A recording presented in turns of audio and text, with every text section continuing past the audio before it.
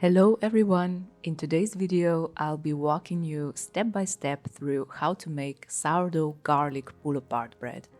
I know many of you are beginners, and when I was starting out, I found it so helpful to watch the process of making something with sourdough while also hearing explanations along the way.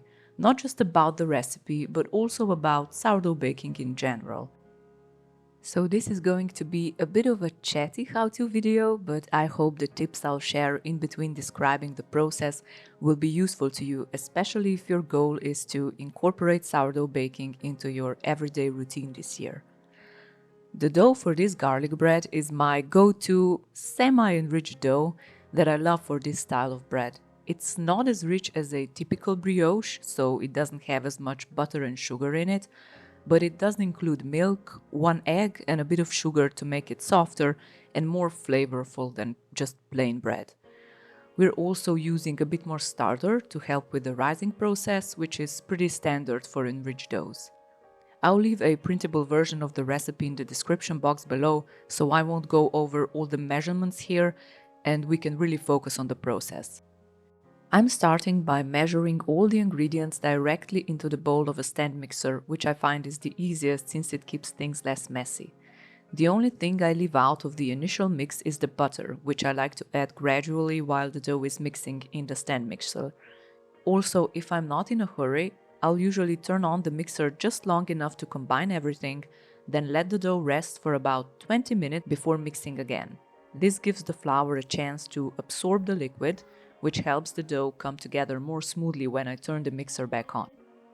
What you're aiming for is a soft and elastic dough that comes out of the bowl fairly easily. I let this dough bulk ferment for about 5 to 9 hours depending on the temperature of your kitchen. I also like to do about 3 sets of stretch and folds, spaced about 30 minutes apart at the beginning of bulk fermentation. But honestly, if you only manage one round and then get busy with other things, it's not a big deal at all. I've found that skipping a round or two doesn't make a dramatic difference in the final result. Towards the end of bulk fermentation, I prepare a garlic butter mixture with some herbs. I'm using 3 cloves of garlic here, and I cook them in hot butter for a few minutes. This not only flavors the butter, but also takes the sharp edge off the garlic. I also love adding parsley to this mixture because I find that the green specks look really good on bread, but you can use whatever seasonings you prefer. Italian seasoning pairs really well with garlic, or you could even go with rosemary. Aside from the time frame in the recipe, the key signs to look for when deciding if the dough has finished bulk fermentation are that it has increased in volume by at least about 50%, and if you're using a glass bowl, you should also see lots of bubbles along the edges where the dough touches the glass. I got the feeling that when to end bulk fermentation is a big question in the sourdough community, so I'm actually planning to make a separate video all about that very soon. Since this bread is meant to be soft and buttery, I'm greasing my loaf pan with olive oil spray. It's quick and convenient. Of course, you can use butter if you prefer that. The goal with this garlic bread is to keep it as simple as possible, so instead of braiding it or shaping it into rolls, I'm shaping the dough into a long log and cutting it into pieces. I'm aiming to use about half of the pieces to cover the bottom of the loaf pan. And don't worry if the bottom isn't completely covered. The pieces will puff up quite a bit during the second rise.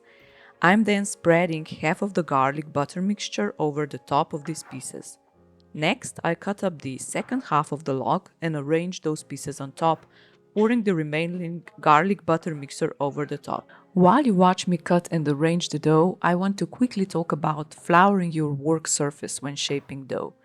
Many recipes suggest lightly or heavily flouring your surface, but there's no hard and fast rules about it. It really depends on how wet or sticky your dough is. If your dough is very sticky, you'll definitely need some more flour. But if it's not, even a little flour can make shaping more difficult. For doughs that are nice, stretchy, and come out of the bowl easily, like this one for example, you might not need any flour at all. For certain shapes, like dinner rolls, you actually want the dough to stick to the surface just a little bit. You can always add a little bit more flour if the dough starts sticking too much, but once you've added it, you can't take it away. So that's why I suggest using very little when you start. Coming back to this recipe, after arranging all the pieces in the loaf pan and using up the garlic butter mixture, cover the dough with something to prevent it from drying out. And now we're at the flexible part of the recipe, the second rise. Depending on the temperature of your kitchen, you can let it rise anywhere from 4 to even 12 hours, especially if your kitchen is colder. With enriched doughs like this, you have more flexibility since they don't over-ferment as quickly as plain bread dough. This makes the recipe really practical if you're hosting guests, for example. You can mix the dough and let it bulk ferment the day before, store it in the fridge overnight to pause fermentation, then cut it up and add the butter mixture in the morning. Put it in the oven right before or even when your guests arrive, and not only will the house smell incredible, but you'll also have freshly baked bread ready exactly when you need it. You'll need to bake this bread for about 20 to 25 minutes. You can brush it with a little more butter while it's still warm to make it extra delicious. It pairs great with soups or salads and even works well as an appetizer. Let me know if you have any questions, either about this recipe or in general, and I'll do my best to help you out.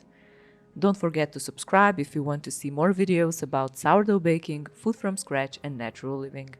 I upload new videos every Friday, and I hope to see you soon. Bye!